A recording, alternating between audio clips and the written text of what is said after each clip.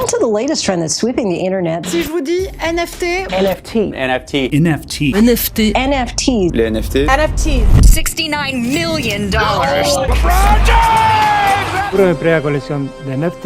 Now what the hell's an NFT? Apparently cryptocurrency. Everyone's making so much money. Can you please explain what's an NFT? Les NFT sont partout et touchent aujourd'hui tous les domaines, le sport, le design, la musique. Millionnaires en un clic, les NFT font rêver mais laissent aussi beaucoup de questionnements quant à leur véritable intérêt. Comment Soulja Boy a pu vendre 2 tweets insignifiants pour $10 000 ? Une tendance qui paraîtra absurde pour beaucoup et pour les autres un véritable nid à pognon. Mais en fait, qu'est-ce qu'un NFT ? Un phénomène de mode ou une vraie tendance qui va durer ? Ce qui est sûr, c'est que ça fait beaucoup parler et il aura pas fallu attendre longtemps pour que ça envahisse le monde du rap. Alors comment on achète ce qui n'existe pas ? C'est dans ce 10e épisode de Rap Culture, générique.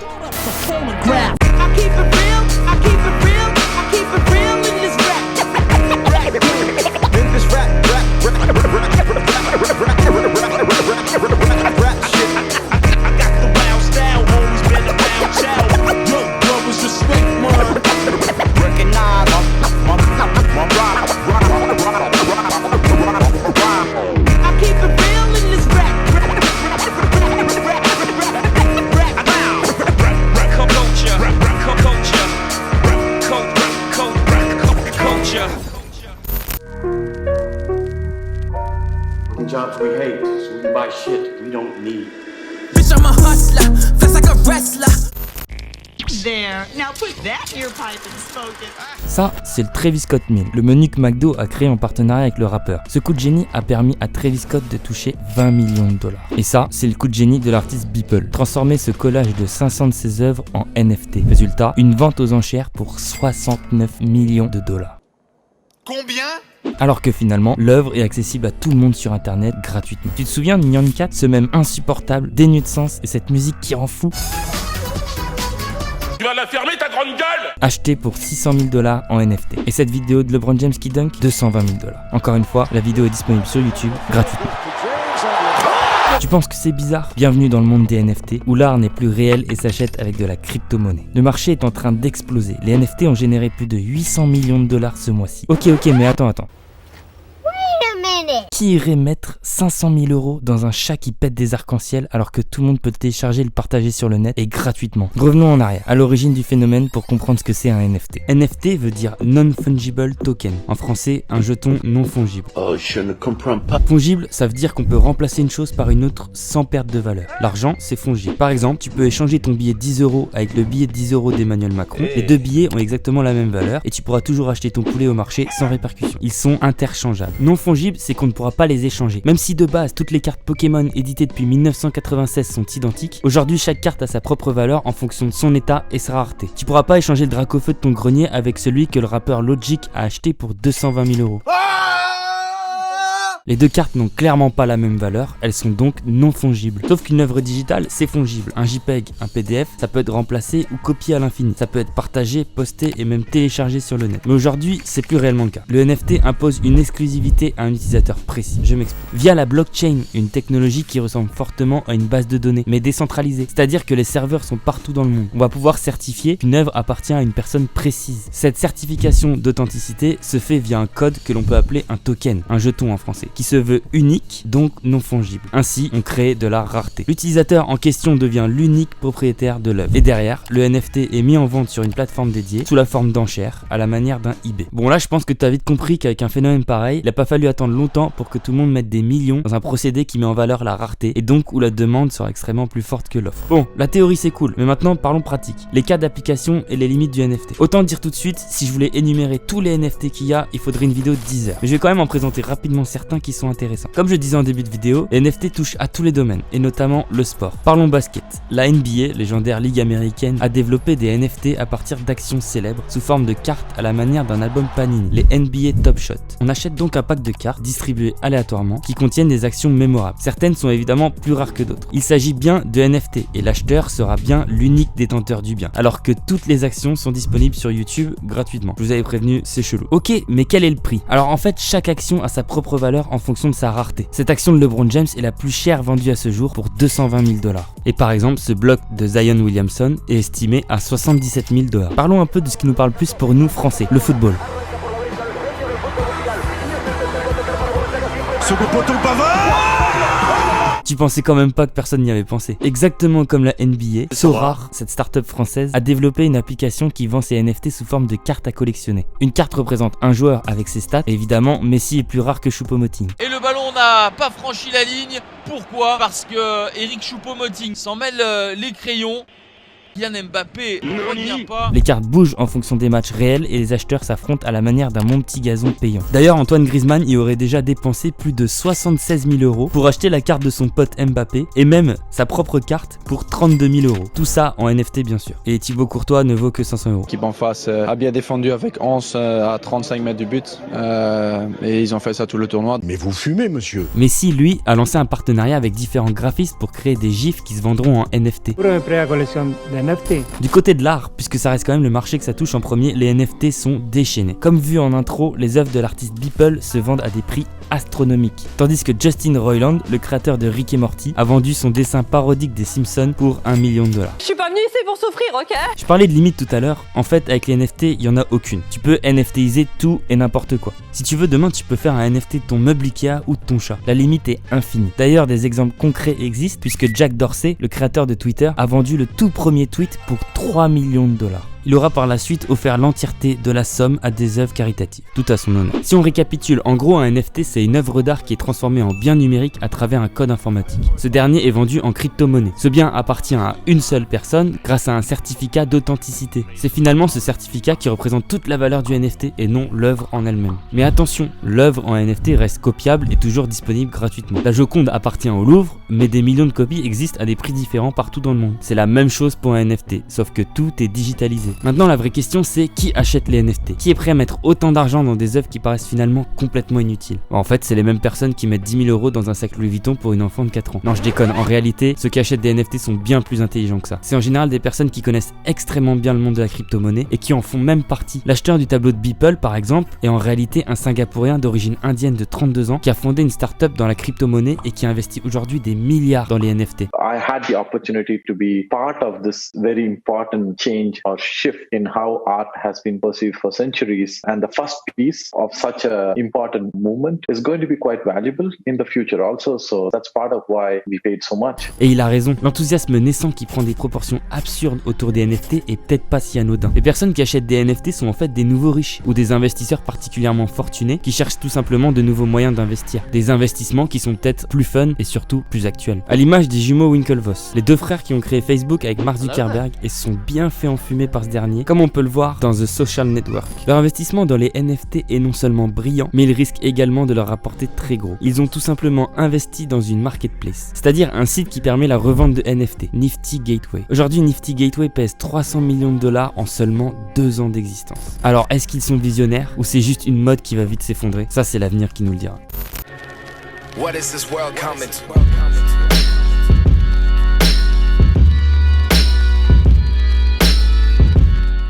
Il est évident que si les NFT ont des possibilités infinies, alors le monde de la musique allait s'en accaparer. Et ça n'a pas tardé. The Weeknd, Gorillaz, Mick Jagger, Steve Aoki, beaucoup se prêtent au jeu. Mais ce qui nous intéresse dans cette vidéo, c'est plutôt de comprendre comment le rap utilise les NFT. Le tout premier à s'y être intéressé, c'est le producteur Illmind, qui a notamment fait des instrus pour Drake, J. Cole, 50 Cent et Kanye West. Illmind a créé le tout premier NFT dans le rap, une boucle instrumentale de 30 secondes. Le NFT s'est vendu pour $6 000. Une fois qu'Illmind a lancé la mode, tous sont suivis, comprenant le bon filon. Bien qu'Eminem, Snoop Dogg, Tyler the Creator et Lil Pump soient restés dans l'édition classique du NFT, c'est-à-dire offrir des morceaux en exclu, d'autres ont fait parler leur imagination. Jay-Z par exemple a créé un NFT hommage aux 25 ans de son premier album Reasonable Doubt, véritable classique du rap américain, en redesignant la pochette en collaboration avec un peintre. Une œuvre véritablement unique pour le coup. Le NFT s'est vendu à $139 000. A$AP Rocky de son côté propose des artworks, mais aussi et surtout la possibilité de visiter son studio ainsi que d'écouter en avant-première son album. Un NFT un peu plus original qui allie le digital au réel. Soulja Boy, escroc jusqu'au bout, a lui vendu plusieurs tweets qui ne disaient rien de spécial pour plusieurs dizaines de milliers de dollars. Mais la palme revient à Eucelia Banks, la rappeuse de New York qui avec son mec a créé le premier NFT sexuel. Elle a enregistré vocalement ses ébats et en a fait un fichier MP3 de 24 minutes pour le vendre $17 000. Bon, en revanche, côté français, les NFT ne sont pas du tout démocratisés pour le moment, même si Jazzy Bass, le rappeur de l'entourage, est le premier à avoir tenté le coup en offrant des NFT débloquant un accès VIP vers du contenu inédit, et tout ça gratuitement. Un second rappeur français se lance également dans les NFT depuis peu, et pas des moindres, puisque le duc de Boulogne, Booba, a sorti un morceau en NFT début octobre. Maintenant que B2O s'y est mis, il faut s'attendre à ce qu'on en entende beaucoup parler dans les prochains mois en France. En fait, il n'y a rien d'illogique à ce que la musique s'approprie cette culture crypto-monétaire, et le rap tout particulièrement. Mais finalement, quel est vraiment l'intérêt des NFT? Déjà, pour l'acheteur, il y en a aucun. Non, plus sérieusement, l'intérêt d'avoir une œuvre dématérialisée et donc de même pas en profiter réellement est proche de zéro. Ce qui choque le plus finalement, c'est pas ce qu'on en fait, mais plutôt les sommes que les gens sont prêts à mettre dedans. J'ai quand même creusé plus loin et j'ai trouvé 3 intérêts majeurs pour un acheteur. Le premier, c'est la certification. La blockchain offre une certification littéralement inviolable, non duplicable et qui ne peut pas être hackée. Pour pouvoir l'attaquer, il faudrait détenir 51% de la puissance de la blockchain, c'est-à-dire de tous les serveurs répartis dans le monde, et ceci simultanément. Autant dire que c'est impossible. Le deuxième intérêt, et pour moi le plus intéressant, c'est la spéculation. Le côté boursier des NFT, c'est aussi un pari pour les acheteurs qui vont chercher à valoriser une œuvre pour potentiellement la revendre plus cher, comme la bourse classique en fait. Le NFT est à la mode et donc les prix fluctuent énormément. Surtout quand on pense au troisième intérêt qui est tout simplement l'ego. Finalement, l'intérêt premier, c'est pas tout simplement de faire parler, de mettre son nom sur quelque chose. Alors ok, la plupart des acheteurs restent anonymes, mais rien n'empêche de faire beaucoup de bruit et se mettre en avant pour se la péter. Pour le vendeur par contre, c'est pas la même histoire. Deux avantages et pas des moindres sont à noter. Déjà, le NFT permet de sauter toutes les étapes fastidieuses du marché fermé de l'art et les intermédiaires. Plus besoin de commissaire-priseur, d'aller aux enchères, se déplacer. Ici tout est accessible en un clic, n'importe qui peut le faire et mettre son art en avant. L'entrée dans le monde de l'art n'est plus une chose impossible et fermée. Ça donne une sensation de pouvoir et de contrôle sur son travail. Bon après vous me direz c'était déjà le cas avec internet. Le NFT offre aussi un second avantage très intéressant, celui de la traçabilité. Par exemple, si tu vends ta toile en NFT par quelqu'un, tu peux faire en sorte qu'automatiquement si une personne revend cette toile, il y a une traçabilité de tous les propriétaires et toi automatiquement tu reprends un pourcentage en tant qu'artiste. Sur la première, il récupère 90% de la somme et sur les ventes suivantes, il récupère 10% à chaque revente. C'est cette dernière règle à mes yeux qui est la plus importante. C'est d'ailleurs sur celle-là que je vais m'attarder quelques minutes. Cette règle peut réellement changer la consommation du NFT sur le long terme, voire de l'industrie musicale. Pour comprendre pourquoi, prenons l'exemple du seul rappeur à ce jour qui semble avoir réellement compris comment utiliser cette règle d'or. Je parle bien sûr de Jul. De Tory Lanez. En août dernier sortait When It's Dark, dernier album de Tory Lanez. Jusque là, rien d'anormal. Sauf que Tory décide de le vendre d'une manière différente. Tu l'auras compris, via des NFT. Avec de la suite dans les idées, il décide alors de faire 1 million d'albums en NFT. Pas plus, pas moins. Ni plus, ni moins. Chaque album vaudra seulement $1. La suite de l'histoire parle d'elle-même. I just sold the equivalent units at $1. Sold 1 million copies flat, my nigga. And I made $1 million in less than a fucking minute, my nigga. Yo, I'm a hustler.